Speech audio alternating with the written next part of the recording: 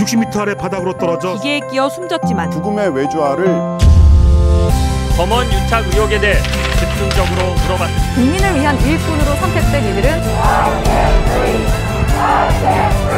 국가로부터 생명을 지키고 싶다고 절규했습니다. 반창고 자국으로 가득한 모든 의료진들이 연대하여 덕분에 감사합니다.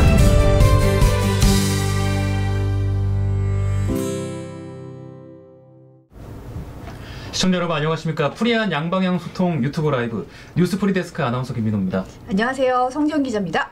독감 백신 다들 맞으셨는지 모르겠어요. 저는 진짜 코로나 때문에 몇 년 만에 독감 백신 맞아본 것 같아요. 맞으셨어요? 네, 저도 어제 회사에서 접종했어요. 네, 그 유통 중에 상온 노출된 백신 때문에 무료 접종이 잠깐 중단이 됐다가 다음 주 화요일부터 다시 시작된다는 소식이 속보로 들어와 있죠. 네, 우선 13일부터는 만 13세부터 18세까지 중고등학생이 무료 접종 대상이고요. 네. 그 다음 주 월요일인 19일부터는 만 70세 이상, 또 그 다음 주 월요일인 26일부터는 만 62세에서 69세 어르신이 접종 대상입니다. 네. 뭐 무료 예방 접종은 보건소랑 지정 의료기관에서 맞으실 수 있으니까요.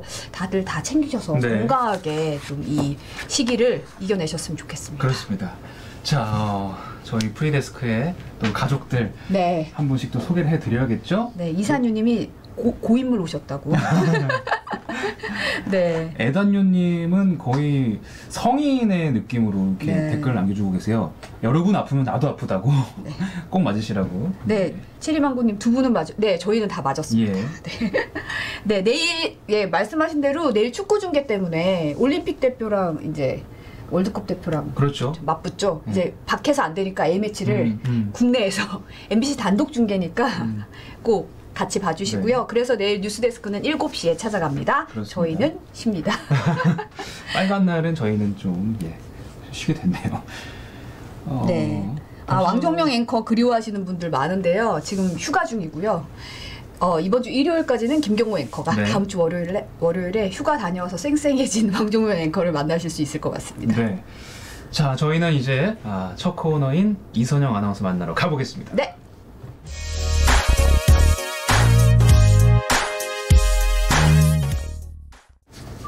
매주 목요일 찾아오는 이선영 아나운서의 고정 코너 송경제 시간입니다. 어서 오십시오. 네, 안녕하세요. 여러분 네. 안녕하세요. 아니 왜들 그렇게 힘이 없어 보여요? 연휴 지나고 나면 다들 조금 연휴병인가요? 네, 저희가 좀 점잖게 방송하기로 언제요? 몰라요.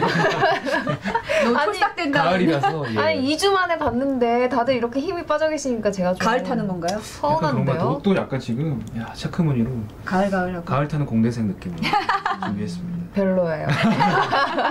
어때 추석은 좀 잘들 보내고 오셨어요? 어떻게 보내셨어요?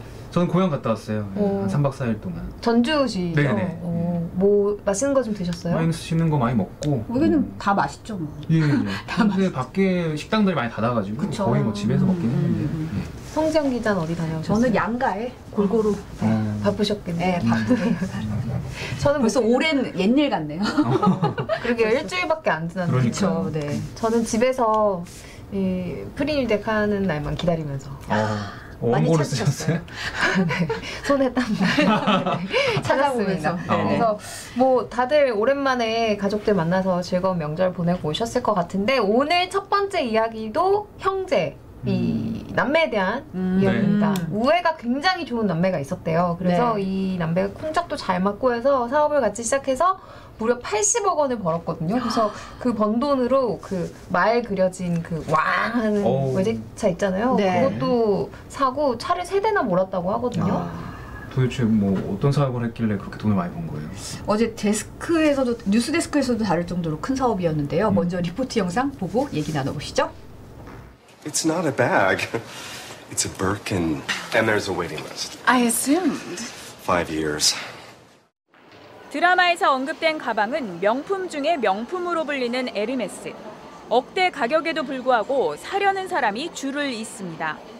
국내에서도 이 가방을 사기 위해 대기자 명단에 이름을 올리고 몇 년씩 기다리는 일이 흔합니다. 제작 수량이 한정적이니까 프로도 일기업을 쓴 사람한테 당연히 서비스 어떻게 보면 개념으로 기회를 주지, 쓰레기로 한 번 와서 사고 전 사람한테 안 주랬거든. 이 가방을 사지 못해 애타는 소비자들을 겨냥해 이른바 특 S급 짝퉁을 만들어 팔아온 업자들이 적발됐습니다.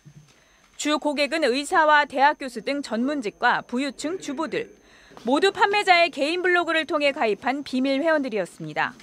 회원은 총 2,300여 명으로 이 가운데 700여 명이 짝퉁 80억 원어치를 샀습니다. 브랜드 로고와 시리얼 번호까지 똑같이 새겨 나온 정교함에 1,300만 원 가격에도 팔려나갔습니다. 장식, 박음질, 로고 부분이 정품과 거의 일치하기 때문에 일반 짝퉁보다 10배 이상으로.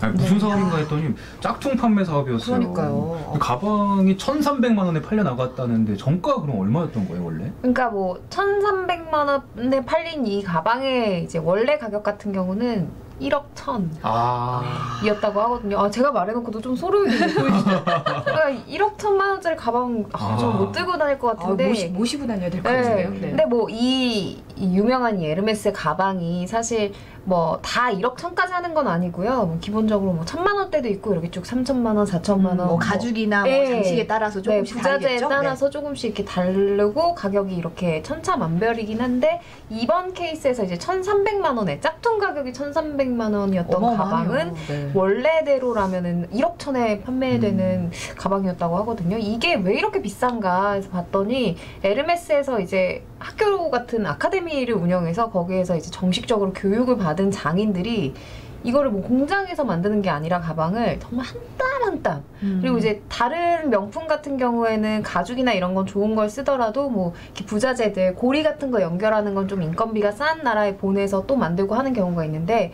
에르메스는 이걸 프랑스에서 장인들이 다 한다는 거예요. 네. 그러니까 아무래도 이제 하나 만드는데 시간도 굉장히 오래 걸릴 거 아니에요. 네. 그래서 아무래도 공급에 한계가 있다 보니까 뭐 이렇게 1억 1,000만 원까지 호가하는 상황이 된 거죠. 뭐 아까 잠깐 인터뷰에서도 나왔지만 이러다 보니까 뭐 대기 명단도 길고 또 뭐 그냥 뜨내기 손님한테는 기회를 주지 않는다고 표현을 하는 걸 보니까 돈이 있어도 살 수가 없다는 것 때문에 사람들이 더 좀 그런 희소 가치가 좀 있는 것 같다는 생각이 좀 들긴 하는데 사실 SNS만 검색해봐도 이 가품 파는 사이트가 엄청 많잖아요. 엄청 많죠. 어떻게 보면 이게 뭐 심각한 범죄다, 뭐 불법이다 이런 생각을 좀 못하는 부분도 있는 것 같아요. 맞아요. 그 SNS 계정만 봐도 이렇게 팔로우 거는 분들이 그런 거 많이 홍보 계정으로 파놓고 하곤 하거든요. 그래서 이번 경우에도 이 일당이 불법 판매 SNS를 만들었는데 거기에 가입한 사람만 2,300명. 그리고 더 놀라운 건 2,300명 중에서 실제로 구매로 이어진 게 700여 명이라고 하거든요. 그러니까 이제 80억 원이나 번 거죠. 그래서 이번 사건 같은 경우에는 아까 말씀드린 것처럼 이제 남매가 우애 좋은 남매가 이 사업을 경영을 했는데 오빠 같은 경우에는 이제 중국에서 공장을 알아봐서 이제 거기에서 특송 같은 걸로 한국에 보내고 이제 그 동생은 한국에서 사이트 만들어서 국내 배송을 하고 이렇게 업무 분장이 확실했네요. 완전히 철저하게 체계적으로 운영이 됐거든요. 그래서 뭐 AS도 해줬다고 들었어요. 네, 맞아요. 원하면 AS까지 시리얼 번호까지 완전하게 관리를 했다고 하거든요. 그래서 공범인 이 남매가 받는 혐의를 한번 보시면 우리가 이게 큰 죄가 아닌 것 같아도 범죄다 이게 말할 것 같은데 관세법, 상표법, 범죄 수익 은닉의 규제 및 처벌 등에 관한 법률 위반 굉장히 위반된 법률이 많은 상황인 거예요. 네, 짝퉁 판매 뭐 사실 저는 별로 사고 싶지 않았는데 그 제목을 이선영 아나운서가 딱딱 짚어주니까 더 왜 사는지 모르겠어요. 사고 싶은 마음이 없어요. 1,300만 원이 그냥 돈으로 있으면 굳이 가품을 사야 되나라는 생각이 좀 들기는 해요. 그러니까요. 맞아요. 저도 솔직히 뭐 조그만한 거는 사본 적도 있고 또 잘 무지해서 모르고 산 적도 있어요. 샀는데 짝퉁이었어요? 샀는데 예쁘다 이러고 샀는데 어설프게 베낀 가품이어가지고 너무 창피해서 관심이 없으면 그럴 수 있죠. 잘 모르면 그럴 수도 있고 뭐 그런데 이제 이게 엄연히 불법인 만큼 만들지도 구입하지도 않아야 될 것 같다는 생각이 좀 들긴 하네요. 네, 맞습니다. 아까 여기에 어떤 분께서 댓글로 코코님께서 진품 1억 가방이 더 사기라고. 그러니까 이렇게 아예 관심을 갖지 않는 분들도 그렇죠. 많은 것 같습니다. 저랑 비슷한 생각이에요. 저도 비슷한 생각인데 아마 근데 이제 자연스럽게 다음 소식으로 넘어가 보자면 아주 자연스럽게 그렇죠? 이런 가방 사시는 분들이 강남에 많이 살 것 같잖아요. 왠지 부자들이. 그쵸, 혹시 아무래도. 강남 살아보신 분 계신가요? 살고 계신 분? 저 강남 살아봤어요. 진짜 언제? 왜 못 믿는 눈치세요? 되게 전주 출신 같아. 저 강남에 20살 때 살아봤어요. 아 이런 예. 이런 진짜요? 네. 너무 놀랐는데. 저 그 재수할 때 고시원 강남에서 고시원 살아봤어요. 어쩐지. 아니 딱 전주 이미지예요. 선비. 아 전주 이미지 왜 전주 무시합니까? 선비 이미지. 아, 선비 이미지. 청량한 예. 맛있는 거 많이 먹고 자랐을 것 같아요. 예. 네. 아, 예. 약간 비빔밥 느낌이에요. 아, 나물 냄새 나나요? 네. 저는 강남 예. 근처인 잠실에서 유치원부터 고등학교까지 오, 나왔고. 잠실 강남이잖아요. 아니에요. 저 갑자기 좀 송지영 기자랑 거리감 느껴져요. 왜 이래요? 아, 송지영 기자 같이 강남에 살기 사실 엄두가 안 나거든요. 그럼요. 그쵸. 아, 네? 아닙니다. 네, 아닙니다. 네, 그렇지 않습니다. 네. 그냥 거기서 열심히 공부는 안 했고 좀 놀았죠. 네. 네. 야구장 왔다 갔다 하고. 아무튼 이제 내 집 마련 이렇게 강남에 한다는 거 저희가 농담을 쭉 하긴 했지만 사실 현실적으로 굉장히 엄두가 안 나는 그렇죠. 일이에요. 사실 집값이 너무 많이 뛰었죠. 지금 살고 있는 친구들도 있는데 그 친구들이 야, 이때 안 들어왔으면 어떻게 지금 못 들어오겠다 이런 얘기 하는 친구들도 있고 원래 어릴 때부터 살았던 사람들도 미친 거 아니야 이런 얘기 하는 사람들도 있거든요. 네. 실제로. 근데 최근에 이게 강남에 어떤 이슈가 된 아파트가 있다고 들었는데요. 그러니까 강남 로또다 뭐 로또 네네. 분양이다 이런 얘기가 막 나오더라고요. 그래서 이 얘기를 하려고 지금까지 얘기를 했는데 이게 강남에서도 정말 노른자이 삼성동에 위치한 삼성 월드타워 아파트라는 요 이야기 좀 해볼 텐데 이 아파트가 사실 우리가 아파트 하면 딱 떠올리는 그런 대단지 아파트는 아니고요. 14층짜리 한 동짜리 아파트예요. 어떻게 생긴 아파트인지 다 같이 한번 보실까요? 좀 생각보다 막 되게 비싸 보이고 막 어마어마한 대단지의 아파트는 네. 약간 아니죠? 지은 지 좀 네. 오래된 네. 아파트 같네요. 네. 저 아파트군요. 네. 네. 근데 제가 보니까 이게 총 46세대 규모 정도 되더라고요. 한 동이다 보니까. 근데 임대차 계약이 남은 18세대를 제외한 28세대가 이번에 한꺼번에 매물로 나온 거란 얘기를 들었어요. 근데 이게 무슨 사연으로 이렇게 통째로 매물로 나온 거죠? 그러니까 사실은 이제 매물이 한 아파트가 통째로 나오는 건 쉽지 않잖아요. 그렇죠. 그래서 사연이 좀 있는데 이게 이지스 자산운용이라는 자산운용사에서 지난 6월 달에 이 아파트를 통째로 매입을 한 거예요. 이 아파트가 97년 준공이거든요. 좀 네네. 연식이 되다 보니까 리모델링을 싹 해서 이제 임대하거나 조금 올려받아서 임대하거나 매매하려고 이제 이 아파트를 통째로 사버린 거예요. 네. 그런데 이제 지금 현 정부에서는 부동산 규제를 굉장히 많이 하고 있잖아요. 정말 필요한 사람들에게만 집을 공급하겠다라는 이제 의지로. 그래서 이 금융계의 그릇된 투자 아니냐라는 지적이 있었고 실제로 이지스 자산운용이 이 아파트를 사면서 270억 원 정도를 새마을금고에서 각 지역에서 대출을 했는데 그걸 보니까 270억 중에 100억 원 정도는 현 정부의 대출 규제 방침이나 이런 걸 어긴 거예요. 저런 강남의 아파트를 살 때 이제 규제 대상이니까 네, 이게 네. 규모가 있어야 되는데 그 비율을 제대로 지키지 않은 그쵸, 거군요. 대출 상한이나 이런 걸 지키지 않은 걸로 드러난 거예요. 그래서 네네. 이걸 두고 심지어 추미애 법무부 장관이 자기 SNS에 다 같이 네. 보시면 금융과 부동산의 로맨스가 일어나고야 말았다라는 직접적인 표현을 쓰면서까지 이거 콕 집어 감찰해서 불법행위 단속하겠다라고 이야기를 한 거죠. 네. 그러니까 이제 이지스 이지스 자산운용 입장에서는 이렇게 정부에서 콕 집어서 이거 검사하겠다고 하는데 이거 투자 계획 철회해야겠다라고 포기하면서 이 아파트가 통째로 매물로 나오게 된 겁니다. 사실 개인만 해도 아파트 살려면 은행에서 대출 한도도 정해져 있고 정부도 빚 내서 사지 말라고 어떤 정책들도 마련하고 있는 상황에서 별로 적절한 계획은 아니었던 것 같긴 해요. 네, 그러니까 이제 이지스 자산운용이 처음에는 자기네 말고 다른 회사가 혹시 이거 관심 있으면 좀 가져가라 이렇게 해서 알아봤는데 아무래도 이런 규제들 때문에 다른 회사들도 우리도 안 할래라고 하게 된 거죠. 그래서 이제 개별 각 홀을 개인들한테 매각하는 방식으로 결정이 됐고 오늘부터 12일까지 공개 입찰이 된다고 합니다. 네. 아까 성지영 기자도 말씀하셨지만 로또 분양이라는 이름이 지금 아파트에 붙었잖아요. 로또가 붙을 정도면 이게 당첨되면 굉장한 이득이 있는 게 아닌가 이렇게 생각하실 것 같은데. 그러니까 일단 뭐 로또다 이런 말이 나온 게 뭐 추첨제로 일단은 진행을 하기 때문에 우리가 기존에 뭐 청약 통장이나 이런 걸 가입할 필요가 없이 일단은 실거주 목적이면 누구나 한번 응모를 해볼 수가 있어요. 근데 이 아파트가 사실 각 호가 큰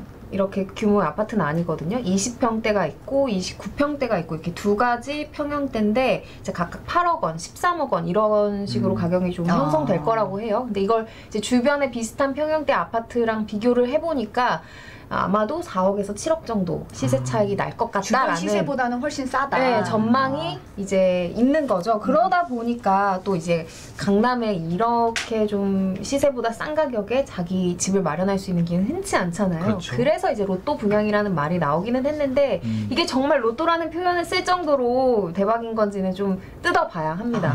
왜냐면은 이게 지금 이 지역이 토지거래 허가 지역. 그렇죠. 그러니까 삼성동이니까. 네, 네네. 구청장한테 강남 구청장한테 내가 이걸 살려면 허가를 받아야 돼요. 근데 이 허가를 받는 일이 보통 일이 아니거든요. 내가 왜 여기 살아야 되는지 뭐 직업 상태나 뭐 나의 자산 형태나 뭐 이런 것들 다 보고하고 검사를 맡아야만 해요. 그래서 강남구청장이 이번에 이 아파트를 두고 콕 집어서 이 자금 조달 계획서까지 철저하게 검사할 거다라고 이야기했거든요. 그러니까 뭐 부모님이 나의 자식을 주기 위해서 사거나 이런 거는 절대 안 된다고 보면 되는 거죠. 쉽지 않아요. 그러니까 이게 그 실거주해야 되죠, 무조건. 네, 무조건 실거주를 해야 되기 때문에 내가 왜 여기에 꼭 살아야 하는지, 뭐 예를 들면 나의 직장이 뭐 2km 반경 안에 있다라든지 뭐 이런 것들 다 입증을 해야 되는 거죠. 저도 이 뉴스 보고 좀 약간 궁금해가지고 찾아봤었는데 이게 20년이 넘은 나홀로 아파트인데다가 아까도 얘기했다시피 20평형도 방이 1개예요. 한 개밖에 없어요? 그리고 29평도 방이 2개더라고요. 그러니까 요즘 아파트랑은 구조가 좀 달라서 가족들이 이제 뭐 4인 가족 기준으로 했을 때 가족들이 같이 살기가 좀 쉽지 않은 구조다 보니까 좀 잘 따져서 이게 로또다 이러면 막 몰려가고 약간 이런 느낌이 좀 드는데 좀 신중하게 살펴봐야 하기는 할 것 같아요. 네. 워낙 언론에서도 기사가 많이 나고 하니까 많은 분들이 관심을 가질 텐데 꼭 잘 생각해보고 본인한테 필요한 경우에 청약을 하시기를 부탁을 드리겠습니다.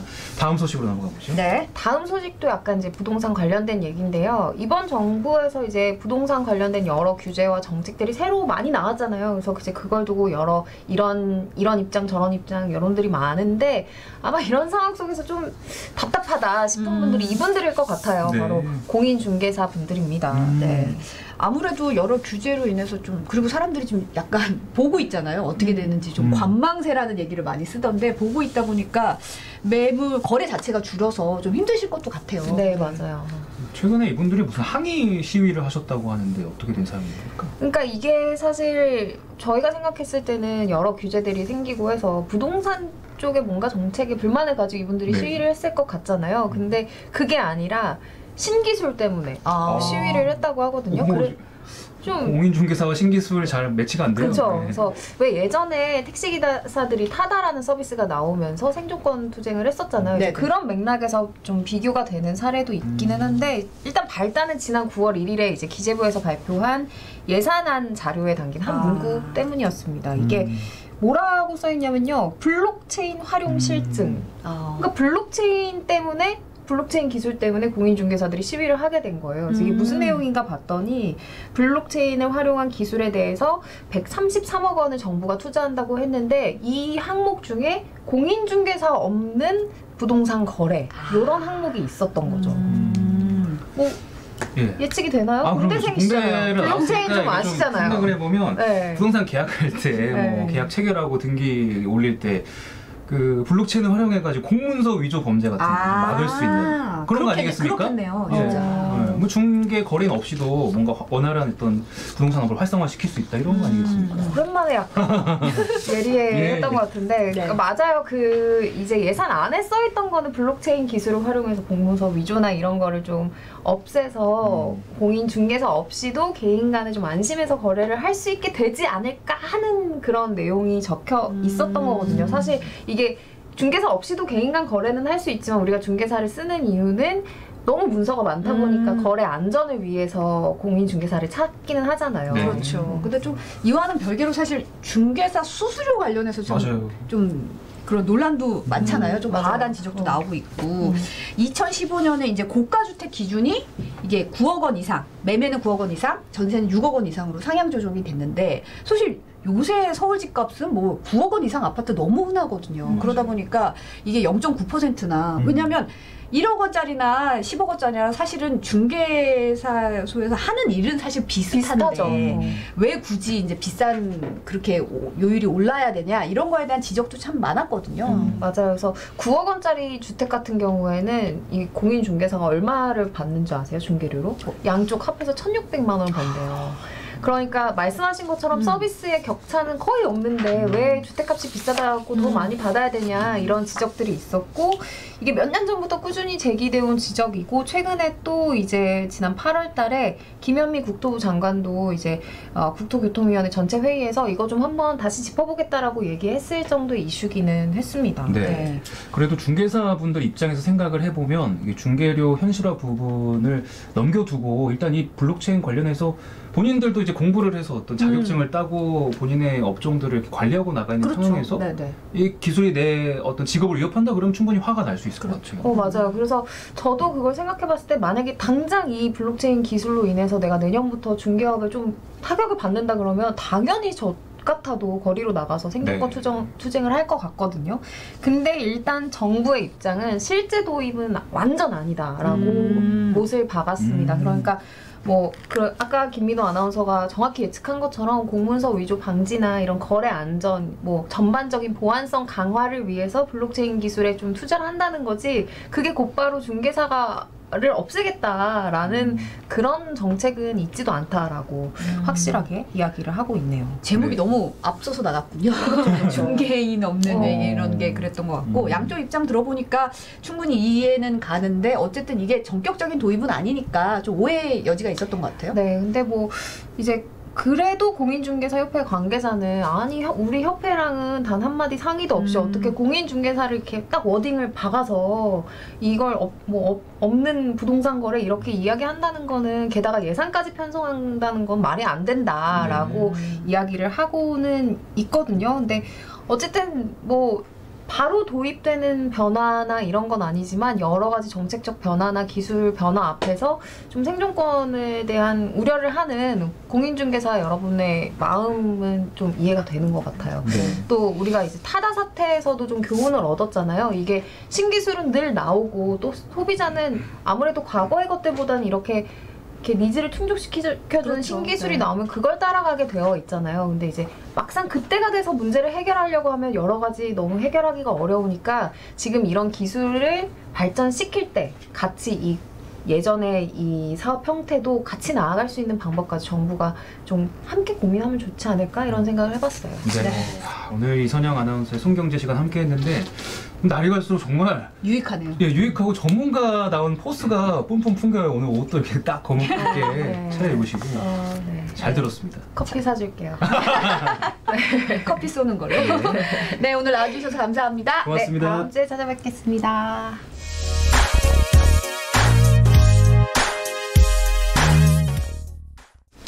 네, 오늘 짧게 산책을 떠나보겠습니다. 노재필 기자 오셨습니다. 3분 컷은 아니에요. 3분 카레는 아니고. 딱 5분 남으니까 채팅창에 아까 마카롱 TV님께서 오늘 노재필 기자 못 나오게 하자고.